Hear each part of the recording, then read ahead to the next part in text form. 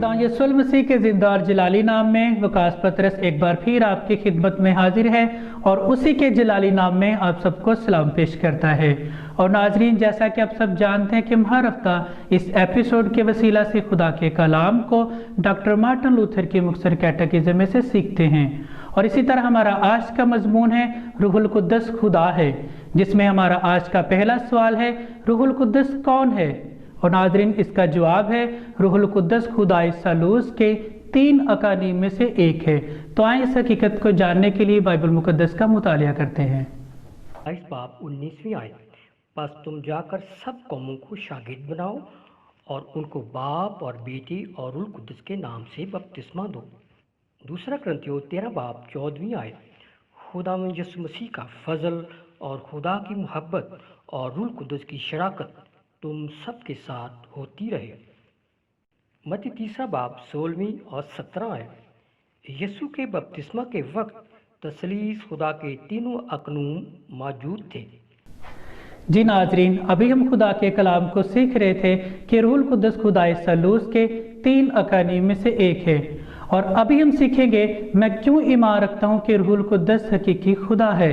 और नाजरीन, इसका जवाब है मैं ईमान रखता हूँ कि रूहुल कुद्दस हकीकी खुदा है क्योंकि नंबर 1 बाइबल मुकद्दस उसे खुदा कहती है।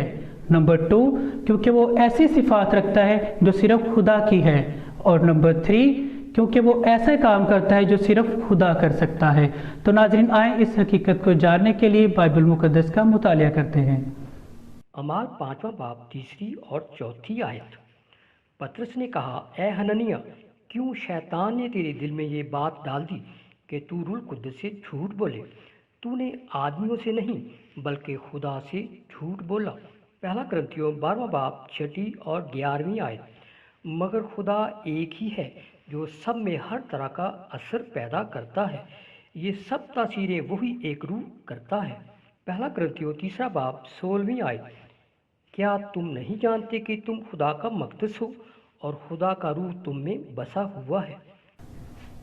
जी नाजरीन, अभी हम खुदा के कलाम को सीख रहे थे कि मैं इसलिए ईमान रखता हूँ कि रूहुल कुद्दस हकीकी खुदा है क्योंकि बाइबल मुकद्दस उसे खुदा कहती है और वो ऐसी सिफात रखता है जो सिर्फ खुदा की सिफात है और वो ऐसे काम करता है जो सिर्फ खुदा ही कर सकता है।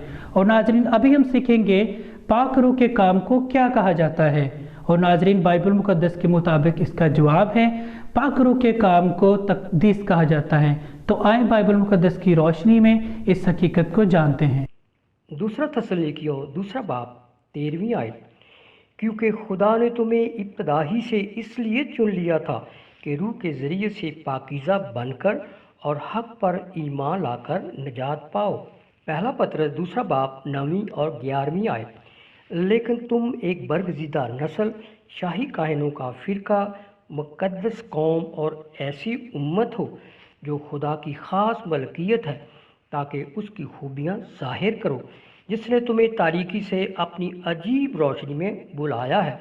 मैं तुम्हारी मिन्नत करता हूँ कि तुम अपने आप को परदेसी और मुसाफिर जानकर उन जिस्मानी ख्वाहिशों से परहेज़ करो जो रूह से लड़ाई रखती हैं। 1 कुरिन्थियों 6 बाब 11वीं आयत, तुम खुदा यीशु मसीह के नाम से और हमारे खुदा की रूह से धुल गए और पाक हुए और रास्तबाज भी ठहरे। जी नाज़रीन, अभी हम खुदा के कलाम की सच्चाइयों को सीख रहे थे और मेरा ईमान है कि हम सब ने इस कलाम के वसीला से ढेरों बरकत हासिल की हैं। और अभी वकास पतरस आप सबसे इजाज़त चाहता है, अगले हफ्ता फिर आपकी खिदमत में हाजिर होंगे। तब तक के लिए इजाज़त दें। खुदा हाफिज़, खुदावंद आपके साथ।